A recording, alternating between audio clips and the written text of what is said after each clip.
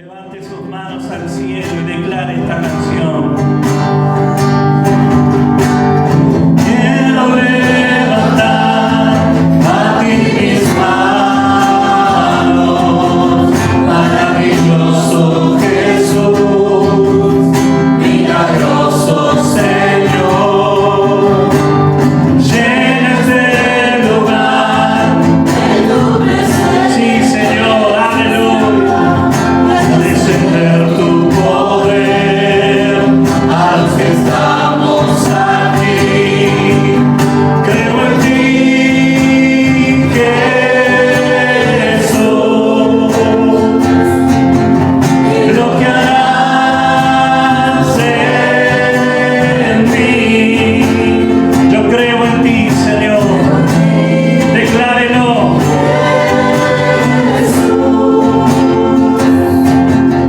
Lo que harás en mí,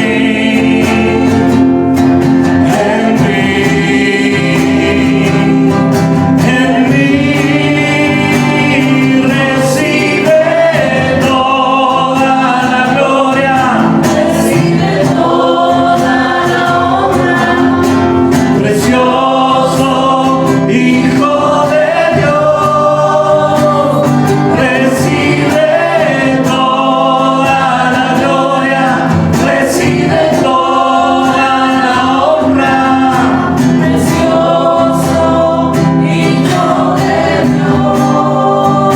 Sí, Señor, quiero levantar a ti mis manos, maravilloso Jesús, milagroso Señor. Llena este lugar de tu presencia, haz descender tu poder a los que estamos aquí. Creo en ti, Jesús, y lo que harás en mí. Yo creo en ti, Señor. Creo en ti, Jesús, y lo que harás en mí,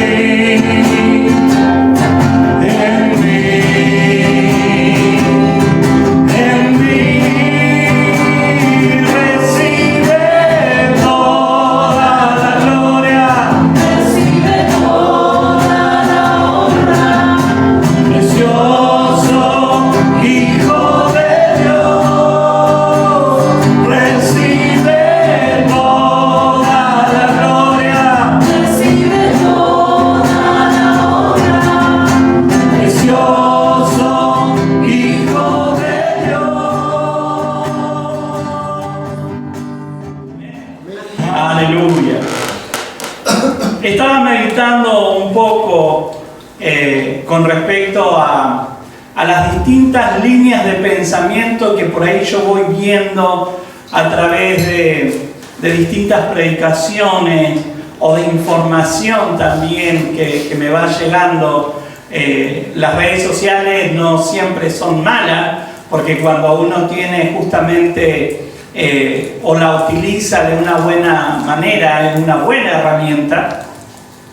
Y por ahí a veces hay algunas páginas que cuentan un poco qué es lo que está aconteciendo en otros lugares. Y uno va viendo que a medida que vamos avanzando, se va afianzando cada vez más justamente el hecho de darnos cuenta que estamos transitando tiempos finales. ¿Por qué? Porque la iglesia está llena de pensamientos que nos desvían de lo real y verdadero, que es la palabra de Dios, que nos enseña la palabra de Dios. Y quizás como iglesia hemos perdido un poco los principios básicos que nos definen como tal, que nos definen como iglesia. Hay algunas características que la iglesia no puede perder, porque si perdemos esas características, y la verdad, hermano, es que somos solo un club social. No podemos perder la espiritualidad, no podemos perder el tiempo de oración, no podemos perder el conocer la palabra o el ser instruidos en la palabra. Más en estos tiempos, hermanos, más en estos tiempos. Necesitamos profundizar en la palabra de Dios para poder justamente generar un poco de anticuerpos para rechazar las falsas doctrinas. ¿Cómo yo voy a poder rechazar esas falsas doctrinas que andan dando vuelta y que abundan, ¿no? Más cuando uno justamente visita diferentes portales de cristianos, entre comillas. Uno puede terminar contaminándose y secándose con pensamientos o características que la iglesia no debería de tener. Por eso le digo, hermano, de que tenemos que volver a la fuente. Necesitamos tener características de iglesia que permanecen, que fueron las mismas características del inicio. Por eso yo tengo que ir a la palabra de Dios para conocer cuáles son esas características. Hoy yo veo que hay un tremendo deseo o afán de justamente querer correr tras lo novedoso, ¿no? Correr detrás de esa línea o ese pensamiento que es como, wow, qué tremendo lo que predicó, qué tremendo esta palabra que parece que la sacó, ¿no? Como tan profundamente como un diamante que se extrae de una mina de carbón. Y a veces lo que se extrae justamente se saca de contexto y se termina diciendo algo que no dice la palabra de Dios. Yo no estoy en contra de que por ahí uno pueda desear escuchar algo nuevo o algo que impacte porque está muy bueno, pero sí yo tengo que evaluar a través de la palabra y filtrar a través de la palabra qué es lo que se está predicando. ¿Qué es lo que se está predicando en definitiva? Porque por ahí puede ser muy llamativo, muy cautivador, podríamos decir, pero está totalmente fuera de línea con la palabra de Dios. Como le decía, y vuelvo a repetir, necesitamos volver a la fuente y poder justamente tomar esas características que definían a la iglesia como tal y que nos definen a nosotros como hijos de Dios.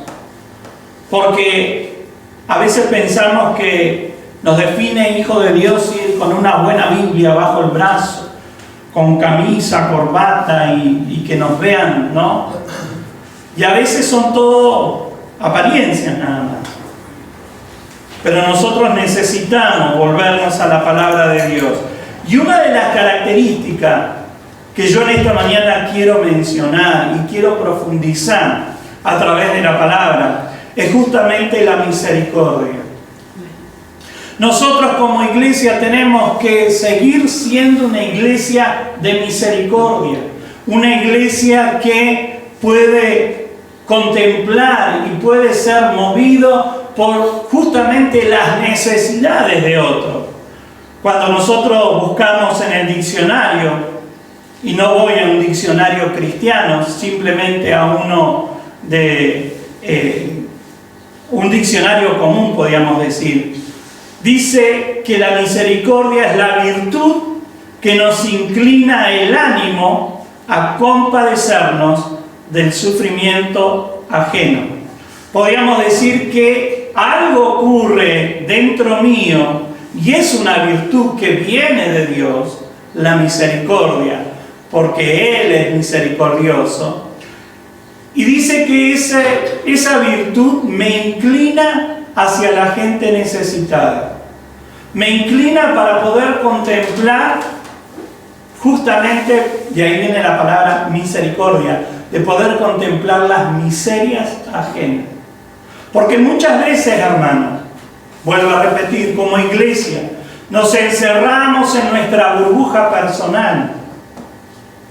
Nos encerramos en nuestra burbuja personal y no podemos salir de nuestras propias necesidades personales. Yo no es que subestimo o tengo en menos la necesidad que usted está padeciendo o estamos viviendo. Todos tenemos diferentes necesidades, ¿amén? Pero cuando yo me permito ver lo que está aconteciendo en otra vida, y quizás lo que yo considero que es tan importante no lo es. Recordaba una vez, estaba en la iglesia del centro hace muchos años, y me quedé en la puerta para recibir a los hermanos, y justo venía una joven a la iglesia, y venía así como mal, así como ya la postura y la forma, y como enojada. Y le digo, hola, ¿qué te pasa? No, estoy re mal, me dice. ¿Por qué? Ay, porque no pude ganar a los jueguitos en la compu, estoy re mal. Y yo decía, Dios mío, a veces nos ponen mal cada cosa y no nos damos cuenta de la realidad. A veces nos absorbemos en nuestra burbuja, vuelvo a repetir, y no podemos ver que hay cosas mucho más importantes de qué preocuparse. Y esto hace la misericordia, hermano. Me lleva a mí y me moviliza a poder ver la necesidad de otro. Y yo quiero compartir en esta mañana justamente una parábola muy conocida que viene de los labios de Jesucristo. Le voy a invitar que abra su Biblia en Lucas capítulo 10. Lucas 10, del 25 al 37. Dice así: en esto se presentó un experto en la ley y para poner a prueba a Jesús le hizo esta pregunta: Maestro, ¿qué tengo que hacer para heredar la vida eterna? Entonces Jesús le dijo: ¿qué está escrito en la ley? ¿Cómo lo entiendes? El intérprete de la ley respondió: amarás al Señor tu Dios con todo tu corazón, con toda tu alma, con todas tus fuerzas y con toda tu mente, y a tu prójimo como a ti mismo.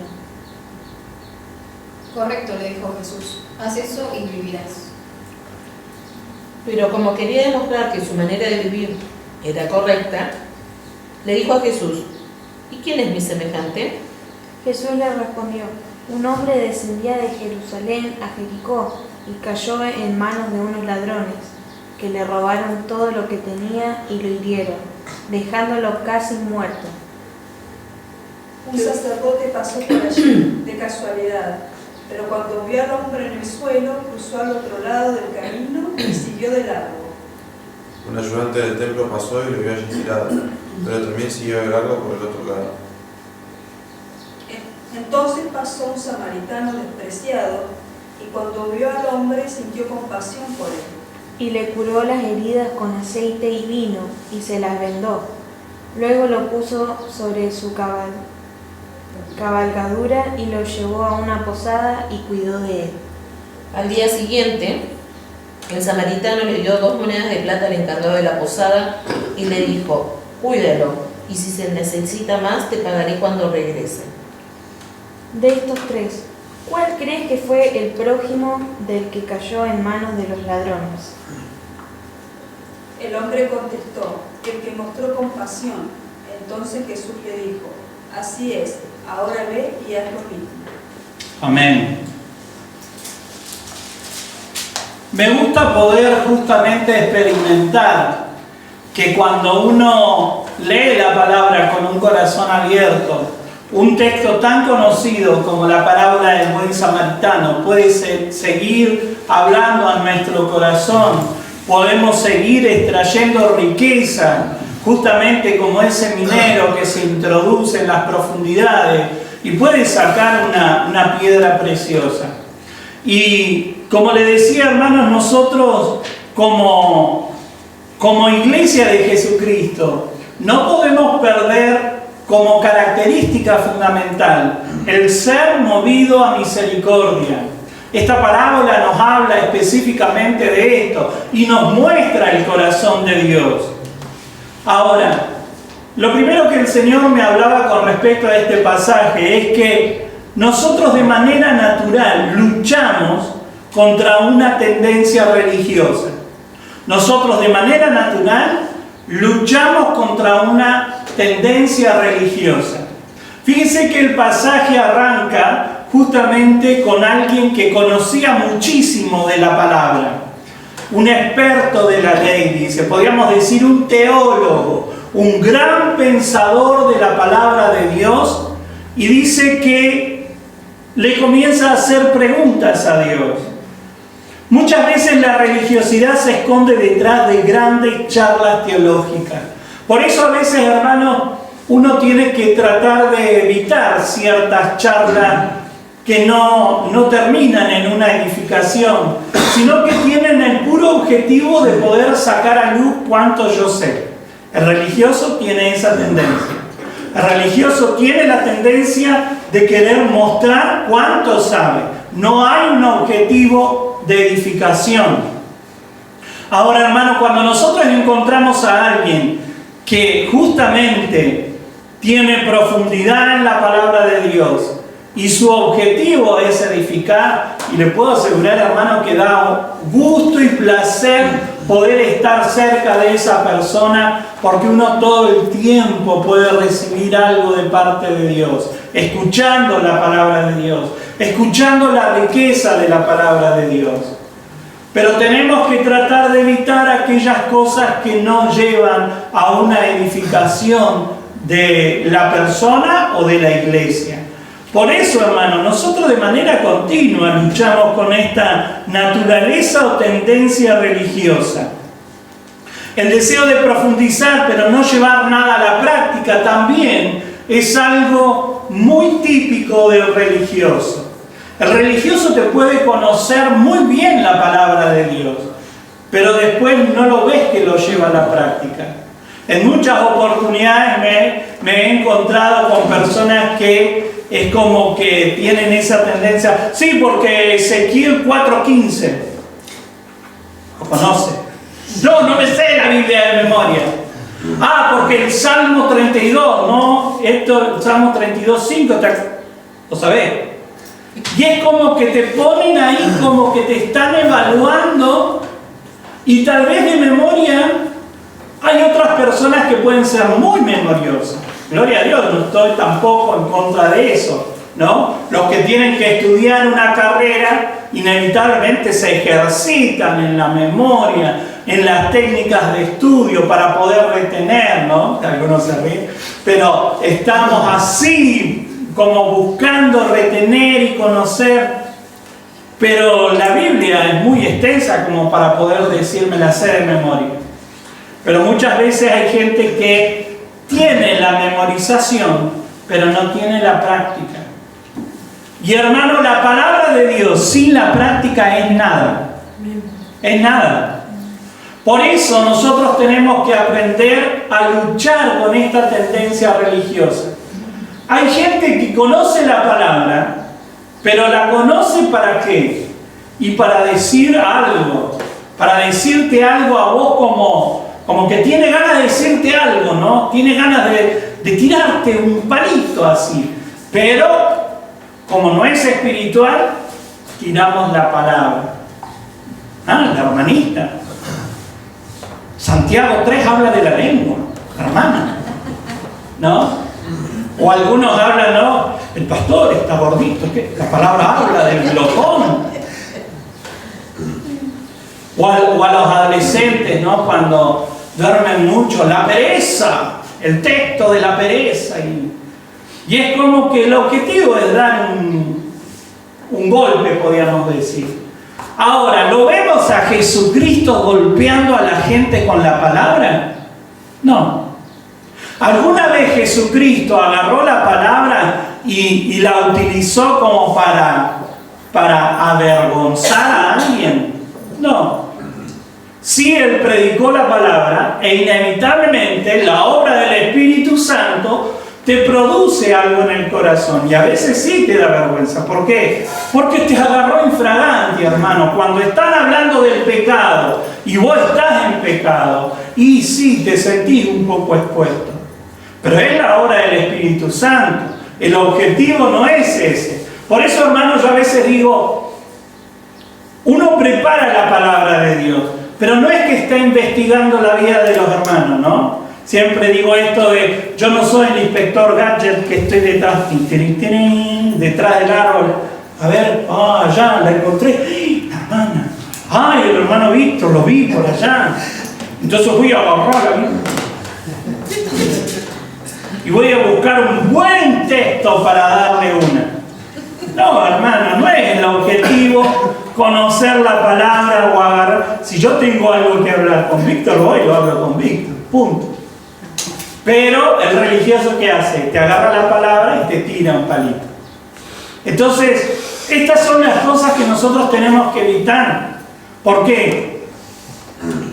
Porque justamente nosotros de esta manera impedimos la obra del Espíritu Santo. El religioso aparenta la obra del Espíritu Santo, pero en realidad tiene un super paraguas que no le está permitiendo que la lluvia de Dios llegue a su vida.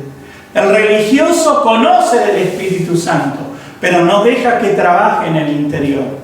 Por eso encontramos personas 20 años dentro de la iglesia con actitudes de personas que recién cruzan la puerta. Porque no dejamos que el Espíritu Santo trabaje. No dejamos que el Espíritu Santo obre en nuestras vidas. Y el objetivo de Dios, ¿cuál es? Que nosotros podamos madurar, podamos crecer. Ahora, las palabras más duras, hermanos, que yo encuentro de parte de Jesús, siempre estuvieron relacionadas con los religiosos. Fíjese lo que dice Mateo, capítulo 23, del 27 al 33. ¿Qué aflicciones esperan, maestros de la ley religiosa y fariseos, hipócritas? Pues son como tumbas blanqueadas, hermosas por fuera, pero llenas de huesos de muertos y de toda clase de impurezas por dentro. Por fuera parecen personas rectas, pero por dentro el corazón está lleno de hipocresía y desenfreno. ¿Qué aflicciones esperan, maestros de la ley religiosa y fariseos? Hipócritas, edifican tumbas a los profetas que sus antepasados mataron y adoran a los monumentos de la gente justa que sus antepasados destruyeron. Luego dicen, si hubiéramos vivido en los días de nuestros antepasados, jamás nos habríamos unido a ellos para matar a los profetas. Así que al decir eso, dan testimonio en contra de ustedes mismos, que en verdad son descendientes de aquellos que asesinaron a los profetas. Sigan adelante y terminen lo que sus antepasados comenzaron. Serpientes, hijos de víboras, ¿cómo escaparán del juicio de Dios? Duras las palabras de Jesús, ¿no? Si usted la busca en otras versiones, ¿no? La Reina Valera arranca con el ¡ay! ¡Ay de ustedes, fariseos hipócritas! ¿No? Palabras duras habla. Jesucristo sí tuvo palabras duras, pero siempre estuvieron relacionados con los religiosos, con aquellos que justamente aparentaban mucho, porque fíjense que les dice, ¿no? Qué linda esa frase que te manden, ¿no? Que te manden un mensajito de aliento, sepulcro blanqueado. Es como que pintaban con cal, ¿no? Las tumbas y parecía que estaban muy bonitos, ¿no? Pero dice sepulcro blanqueado, porque adentro, ¿qué hay? Pues hay muerte, no hay vida. Entonces las palabras duras Jesús sí las tuvo, pero estuvo relacionado con los fariseos, con los religiosos. En este caso, fíjense que fue un experto de la ley, un teólogo, un pensador profundo de la palabra de Dios, que se acercó a Jesús y le empezó a preguntar. El objetivo, lo que nosotros podemos ver en este pasaje, que el objetivo de este religioso no era justamente entender qué podía hacer, sino que él se quería justificar. Porque yo desde joven, desde mi juventud que me entregué a Cristo. Yo cristiano de cuna. Y a veces pensamos que Dios tiene nietos, no, tiene hijos, así que todos un día tenemos que encontrarnos con Jesucristo. Amén. Entonces lo primero que yo tengo, o lo que yo puedo ver acá, es que luchamos contra una naturaleza religiosa en nuestro interior. Y que Dios nos libre, hermanos, de esa naturaleza justamente religiosa. Que el Señor nos ayude. que podamos tener realmente vida con el Señor y podamos dejar que el Espíritu Santo trabaje en nuestra vida. Y yo no estoy diciendo con esto que yo ya lo logré, yo me paro acá porque yo ya estoy allá, santo, santo, 3/4 santo, y los miro a todos para abajo, como ustedes están creciendo. No, hermano, vamos marchando juntos. Vamos marchando juntos. Quizás en diferentes niveles de madurez, pero todos seguimos marchando. Si yo tuviera ese grado de perfección que quiso manifestar este hombre, y la realidad es que yo me iría con Cristo. Porque ¿qué vas a hacer acá si ya lo lograste? Te vas con Él. Te vas con Él. Por eso que el Señor nos libre, hermano, que el Señor nos cuide y nos ayude justamente a no tener esta tendencia religiosa de agarrar la palabra para pegarle a alguien y de no aplicarla a nuestra vida. Porque a veces tenemos el conocimiento, pero no lo aprovechamos de una manera correcta. Y este hombre, este experto de la ley, tenía conocimiento. Ahora, hay algo que yo también tengo que rescatar acá, porque nosotros tenemos una mentalidad occidental, donde todos tenemos esto. Tenemos la palabra completa. De hecho, hoy en su celular, la mayoría maneja celular, ya no trae Biblia. Algunos no traen Biblia, no traen Biblia en el celular. Escuchan nomás.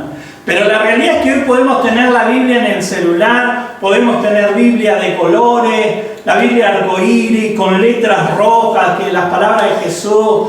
Hay otras de promesa, de estudio. Tantas Biblias podemos encontrar.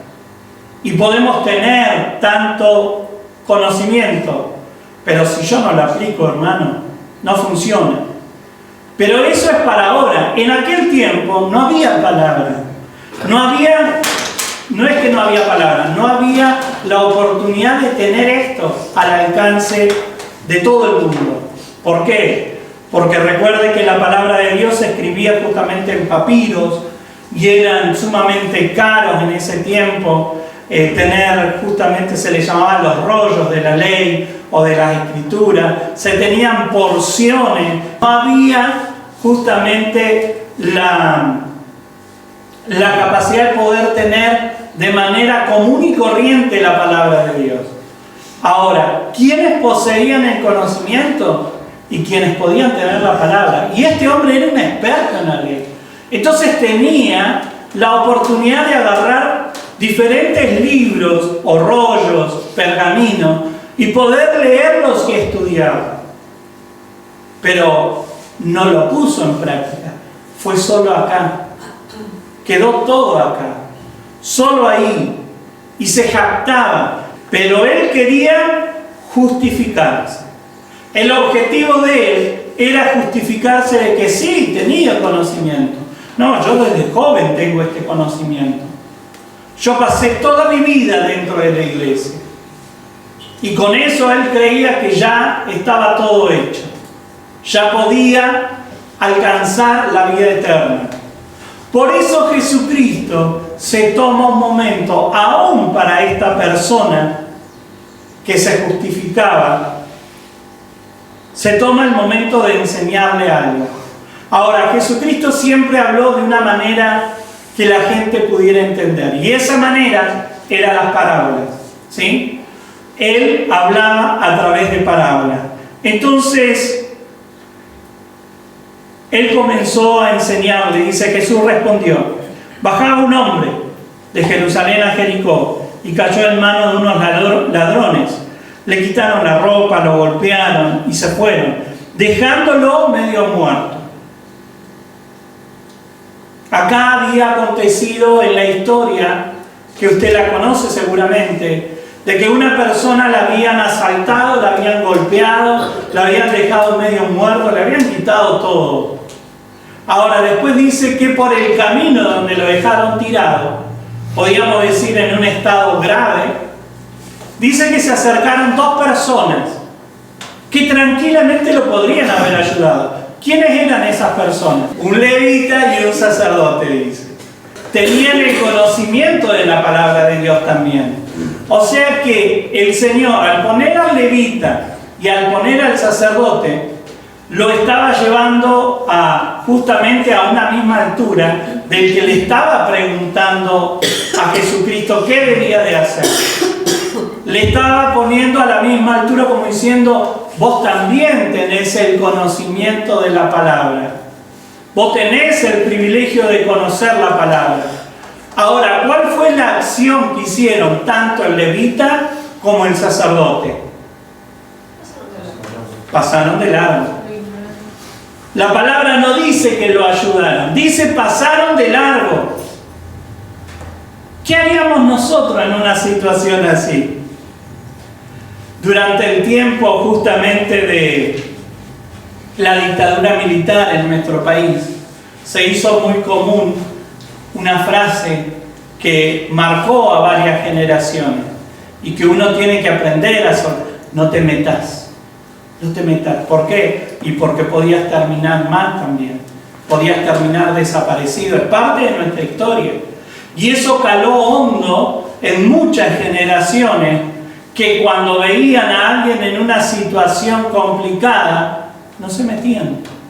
Entonces no es parte para muchas, podríamos decir, generaciones de nuestro país. No es fácil salirse de ese molde de no te metas y comenzar a ayudar a la gente. Porque nosotros tenemos una tendencia a no ayudar. Pero la palabra lo que está diciendo es que cuando vos tenés el conocimiento de la palabra, vos tenés que ser movido a misericordia. Los que tuvieron el conocimiento de la palabra, el levita y el sacerdote, no hicieron absolutamente nada. No hicieron absolutamente nada. Ahora, ¿cómo continúa la historia? El samaritano, que no tenía conocimiento de la palabra de Dios, de hecho, ustedes saben que la tierra de Samaria era una tierra que los judíos religiosos consideraban casi como maldita, casi como olvidada por Dios. De hecho, ellos preferían rodear toda la tierra de Samaria y no pasar a través de esa región. Nosotros lo encontramos a Jesús charlando con una mujer. Él sí se metió donde había personas que necesitaban escuchar el mensaje. Pero fíjense que el Señor es como que a través de la historia le llega a lo profundo del corazón a este hombre. Porque le plantea algo que él no estaba dispuesto a hacer. Y qué ruido le debe haber hecho en sus oídos y en su corazón escuchar que un samaritano, hermano, ¿cómo un samaritano va a hacer lo bueno y los otros no? Era una gran enseñanza. Era una gran enseñanza. El samaritano justamente venía de una tierra despreciada. Para los judíos, ser samaritano era peor que ser gentil. Y usted sabe que el judío, cuando hablaba de gentil, era en un tono despectivo y lo trataba de perros. Entonces, para nosotros suena gentil, para ellos en su idioma suena estos perros. Y ellos consideraban que los gentiles no merecían salvación. Ahora, para la mentalidad del judío de ese tiempo y del religioso, ellos decían, un samaritano es peor que un gentil. Esa era la mentalidad. Por eso le digo que a través de esta historia, esta parábola que Jesucristo le habla a este hombre, llegó a lo profundo de su corazón. Y es como que le movió toda la estantería de su religiosidad. Cómo este hombre, este ser despreciado, va justamente a reaccionar de la manera correcta. Y Jesucristo lo deja en claro. No solamente lo ayudó, sino que también trató de curarlo. Y saben que en aquel tiempo, por eso también vemos la reacción, no justifica, pero es la razón de las tradiciones que habían adquirido, que justamente tocar algo con sangre los contaminaba. Entonces imagínense que tanto el levita como el sacerdote dijeron, yo no me voy a contaminar, yo con estos mundanos no me junto, yo con esta gente pecadora no me voy a juntar. Y muchas veces los religiosos, los que tienen una tendencia religiosa, se manejan de esta manera. Quizás en el culto, oh, aleluya, se gozan, saltan, lloran. No. Pero después salen y miran con desprecio a la gente. Los miran con desprecio. Y a veces hasta tienen esta actitud de ojalá se vaya al infierno. No, yo sé que acá no pasa. Pasa en otras iglesias, hermano, pero yo le voy contando para que usted sepa. No salimos a hablar del infierno. Arrepiéntete, Manuel, porque el infierno te espera. Y algunos quieren salir así a predicar, mandando a la gente al infierno. No, hermano, nosotros tenemos que llevar la buena noticia, el Evangelio de Jesucristo. No salimos a condenar a la gente. Ahora, la tendencia religiosa es siempre esa, mandar gente al infierno. Por eso Jesucristo trató con el corazón de este hombre. Porque nosotros como iglesia tenemos que ser tratados por Dios también. Porque pueden quedar vestigios de religiosidad. Pueden quedar restos de justamente religiosidad. Y tenemos que ser movidos a misericordia. Más allá de lo que la gente diga, más allá de lo que la gente opine, nosotros tenemos que ser movidos a misericordia. Y tenemos que ayudar y de la mejor manera. Porque tampoco es que le estoy diciendo salgamos a hacer asistencia social. Siempre recuerdo a una hermana que yo le decía, no hacemos asistencialismo. Porque siempre corría detrás de llevémosles algo, consigámosles algo. Yo voy a hablar con un empresario para ver si le pueden dar o tal o cual cosa. No, cuidado, un equilibrio. ¿Podemos ayudar? ¿Debemos ayudar? Sí, pero no hacemos asistencialismo. La mejor ayuda que nosotros podemos soltar a la gente es la predicación de Jesucristo. Porque eso cambia, transforma. Eso nos lleva a ser una persona totalmente diferente en el Señor. Amén. Por eso Jesucristo trató con el corazón de esta persona. Y todo radica en el corazón, hermano, no en la mente. Este hombre era un gran pensador. Y muchas veces nosotros anhelamos el conocimiento, que no está mal. Pero recuerde que la palabra dice que si nosotros nos hacemos maestros de la palabra, ¿qué es lo que va a exigir el Señor?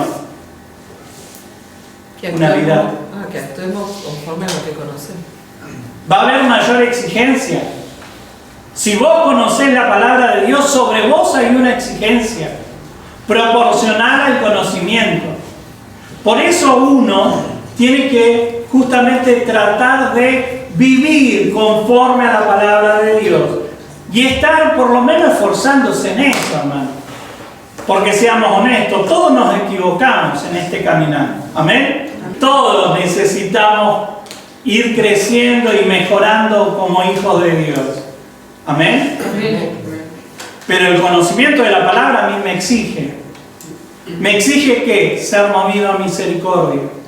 Hermanos, como iglesia nosotros no podemos perder esta característica de ser movidos a misericordia. Ser movidos a misericordia. Y fíjense que cuando el Señor Jesús le termina de hablar esta historia, hay algo que no voy a tocar, pero sí que no lo escribí, pero fíjense que Él estuvo dispuesto a ayudar aún hasta con lo económico. Ah, no, pastor, no entremos en ese tema. La plata no es espiritual, no hablemos de esas cosas, pero Jesucristo puso como un detalle relevante justamente que Él invirtió para ayudar. Y a veces que Dios nos va a pedir y nos va a poner en el corazón que invirtamos. Una cosa es hablar de algo, de ayudar, pero cuando vos ayudás, cuando no te... es como cuando estás allá en la cima, con la billetera llena y tenés la heladera llena, las alacenas llenas, y es re fácil ayudar. Pero muchas veces el Señor te va a pedir que ayude cuando a vos te queda 1 kilo de azúcar y te dice, da la mitad. No des todo, pero da la mitad. Da la mitad de tu azúcar. Da la mitad de tu yerba, lo que nosotros amamos la yerba. Da la mitad de tu yerba. No, me queda un paquete. Da la mitad. Da la mitad. Porque no solamente es el hacer algo en favor de otro. El ser movido a misericordia tiene que ver con lo que pasa adentro. Ser movido a misericordia tiene que ver con lo que ocurre en el corazón. Y el Señor le estaba diciendo, esta gente no fue capaz de ayudarlo. No fue movido a misericordia. Y lo pone también a este hombre entre la espada y la pared. Y le dice, ¿cuál de estos 3 piensa que demostró ser el prójimo del que cayó en manos de ladrones? La respuesta de él fue, el que se compadeció de él, contestó el experto de la ley. Y hoy a la mañana leía otra vez esto, y el Señor me traía de que en ningún momento el experto de la ley nombró al samaritano. Porque ¿cuál hubiera sido la respuesta nuestra? El samaritano. ¿Pero por qué? Porque para nosotros no es nada decir samaritano. Ahora a él le caló tan hondo esta enseñanza que dio la respuesta, pero todavía tenía cosas en el corazón. Porque él no dijo el samaritano. Él dijo el que ayudó. Pero ni siquiera pudo mencionar. Porque hay veces que nosotros estamos tan atados con la religiosidad que ni siquiera podemos romper esas cosas que son básicas y poder dar la respuesta que Dios está pidiendo. Decí samaritano. Decí samaritano. Y no lo dijo. El que ayudó dijo. El experto de la ley dio la respuesta, pero aún así su corazón seguía intacto de religiosidad. Por eso, hermanos, yo pensaba en esto.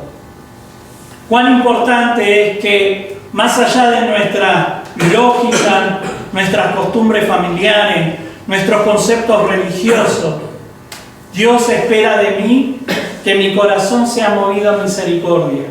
Y que no solamente dé una respuesta teológica, no solamente dé una respuesta del intelecto, sino que pueda dar una respuesta del corazón. Y ahí solamente Dios puede tratar, hermano. Por eso no se trata de respuestas intelectuales. Se trata de dar lo mejor de nuestro corazón. Por eso el ser movido a misericordia tiene que ver con el corazón mismo de la iglesia. Tiene que ver con el corazón mismo de Dios. Y yo me hacía esta pregunta, ¿hace cuánto tiempo que yo no soy movido a misericordia por los que están en necesidad? No solo físico, sino espiritual. Preocuparme por alguien. Y a veces, hermano, yo lo entiendo, de ojo, yo no me paro acá a juzgar a nadie.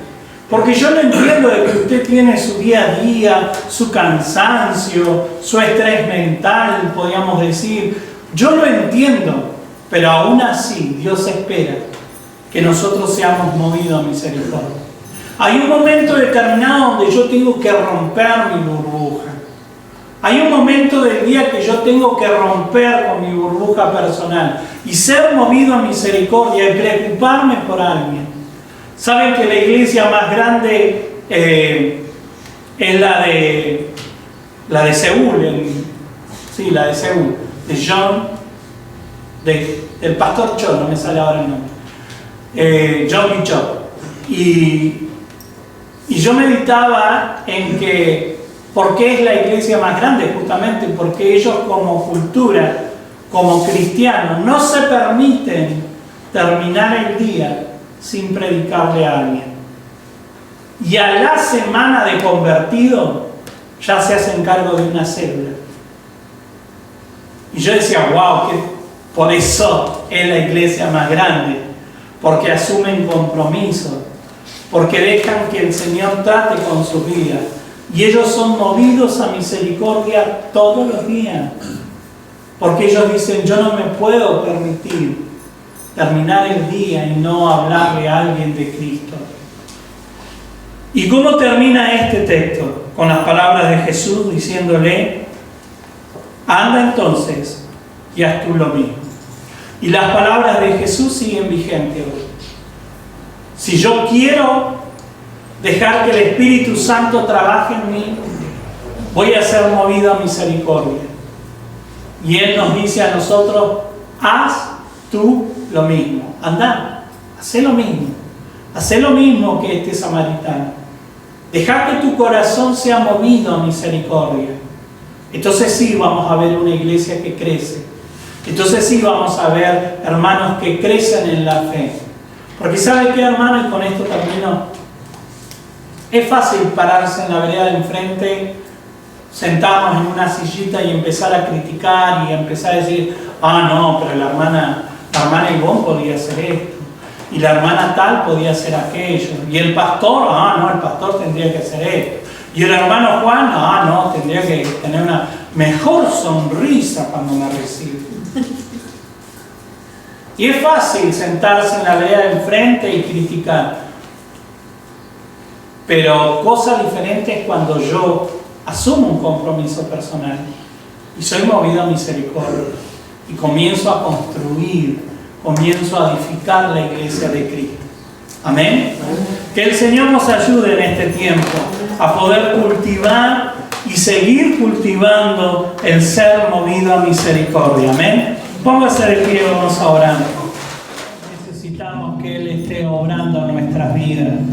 Poder reconocer la tremenda necesidad que tenemos de que Cristo se manifieste en nuestra vida, que Jesús siga trabajando en nuestro corazón, que cada día podamos ser movidos a misericordia, que no solamente conozcamos la historia como un librito de cuentos, como qué linda esta historia del samaritano, sino que podamos experimentar ser movidos a misericordia cada día.